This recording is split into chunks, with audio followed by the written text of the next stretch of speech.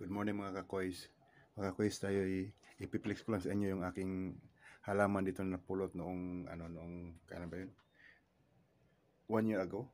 Nung may bagyo dito sa amin. So nakita ko lang tong halaman na to dito. Itong halaman na to.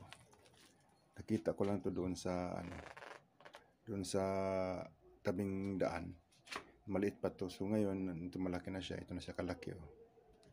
Ito na siya kalaki. Yan. I-ano ko lang sa inyo kung anong klaseng halaman to. Kasi mayroon na siyang bulaklak mga kakoys, oh. Ayun, may bulaklak siya sa lalim. Patubo na yung bulaklak niya.